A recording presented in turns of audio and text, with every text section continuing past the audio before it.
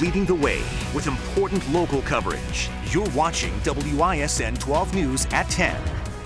Right now, the Milwaukee Public School Board is about to vote on whether to return to in-class instruction. The arguments from parents on both sides.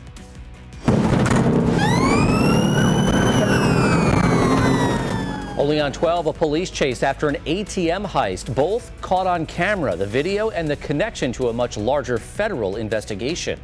A racist attack at an Asian restaurant in Shorewood. How the community responded to make sure the business knows it's welcome. And lots of colors on the radar tonight. I'll let you know about our chances of hearing our first thunder of the year. Right now, the Milwaukee Public School Board is debating a plan to resume in-person learning. That meeting is happening virtually and has included several hours of public comment. 12 News' Matt Smith is live with the current proposal. Matt? Joyce, a late night for board members here in Milwaukee. That debate amongst the board just started about 10 minutes ago. This after several hours of public testimony, teachers, parents, students, all different perspectives, strong feelings about whether the state's largest district should return to in-person learning. We are now ready to open schools safely for our students. Facing immense pressure Tuesday night, MPS school board members hearing hours of virtual testimony. I, as a parent, will not be sending my child back to school because you have not proven to me that it is safe or worth disrupting his routine. The administration promising it is safe for students and teachers to return to in-person learning in April. You guys are a public school, and she needs to attend in person in order for her needs to be met. The board proposing some slight changes, returning teachers April 12th for 2 days before phasing in students to 4-day-a-week in-person learning by the end of the month, with an option to remain virtual. Sophomores and juniors under the latest proposal would remain fully virtual through the end of the school year. We also recognize that we will not make everyone happy, but we want to give families and students a choice, whether they want to have in-person instruction or whether they want to remain virtual. Milwaukee's health department says about 5,000 MPS staff members have been vaccinated, just more than 50% of district employees. The city says 1,000 Johnson & Johnson vaccines are now set aside for educators still wanting a one-shot vaccine. Well, Matt, as we mentioned, that meeting is still going on right now. Do we know when a final vote is expected tonight? No, we're getting closer, but we could still be some time away. The board is debating they could make changes to the administration's proposal. They're currently asking the superintendent questions about this proposal in terms of safety in and out of the school building. We do know, Joyce, a vote is expected this evening or early tomorrow morning.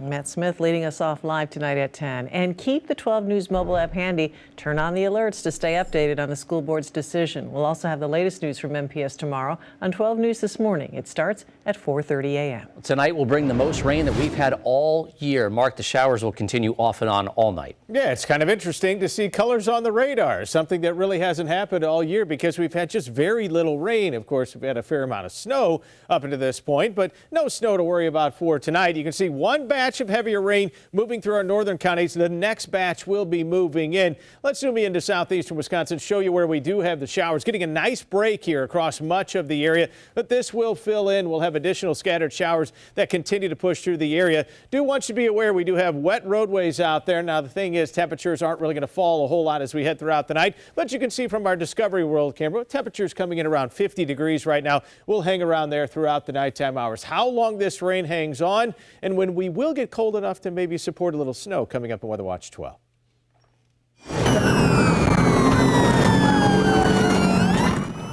Only on 12, our first look at a Wauwatosa police chase from January. Court records say this pickup was stolen and used in an ATM heist just before the chase. Investigative reporter Derek Rose is live outside the federal courthouse tonight. Derek, this crime has cross-country connections.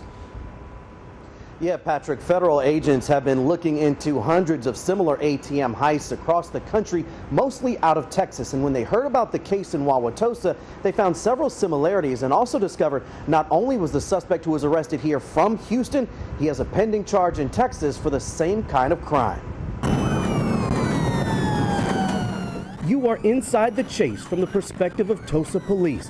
Person driving a white pickup trying their best to get away, at one point speeding past City Hall.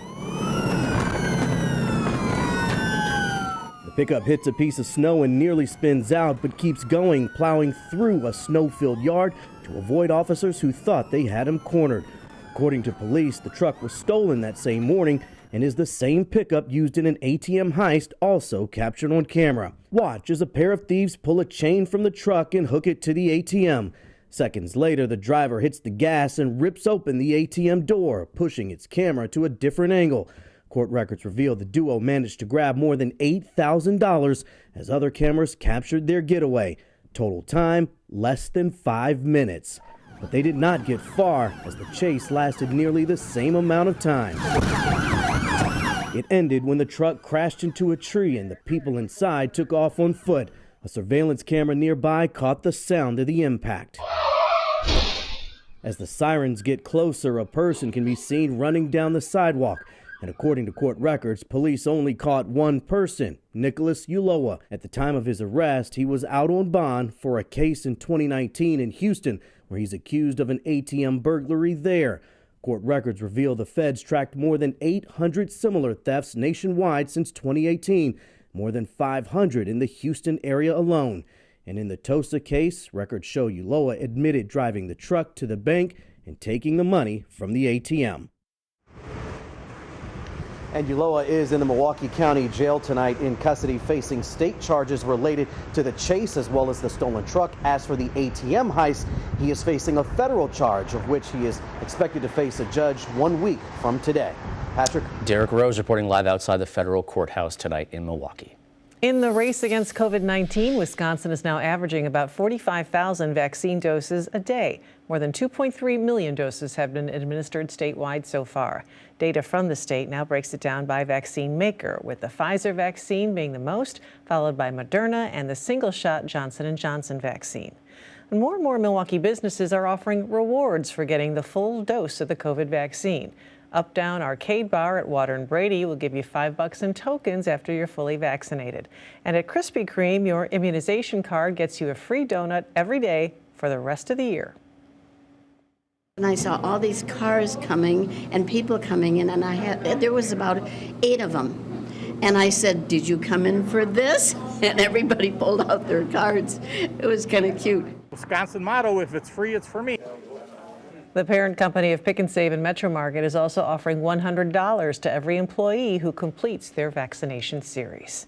Questions surround a fourth potential COVID vaccine in the U.S. Federal health officials say results from a U.S. trial of the AstraZeneca vaccine may have included outdated information. AstraZeneca released data yesterday showing its vaccine is 79% effective at preventing symptomatic cases of COVID-19. The company stands by its research and promises more information within days. Meanwhile, some are concerned the back and forth might contribute to vaccine hesitancy.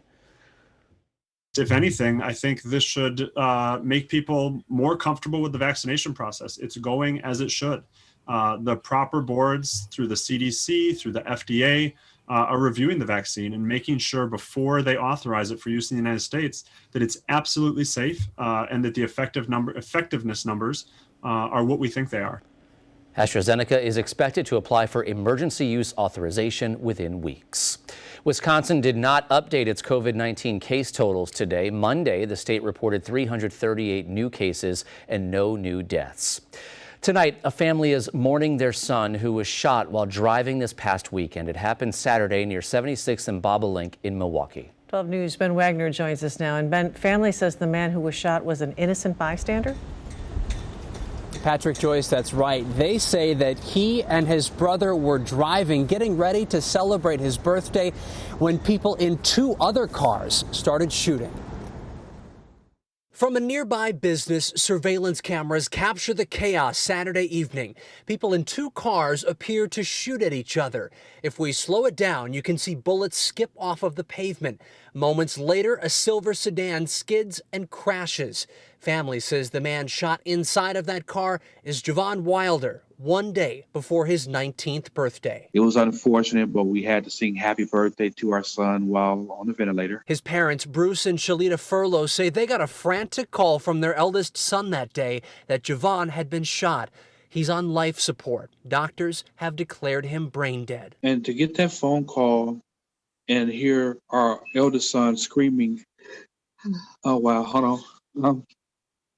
He was screaming, "Stay with me, bro. Stay with me. Stay with me."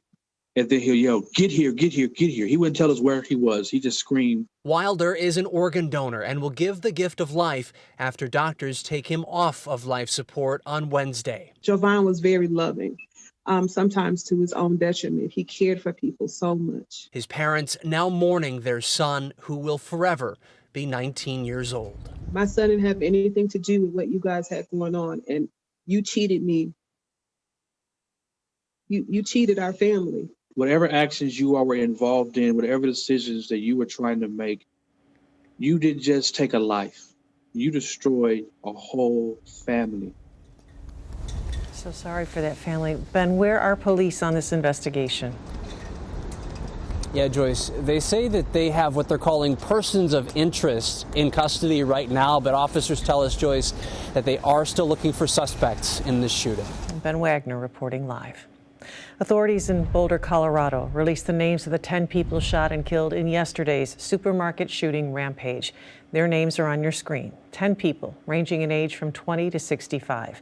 Among them is police officer Eric Talley. He was the first to respond as the gunman started shooting in the parking lot before moving inside the King Soopers grocery store.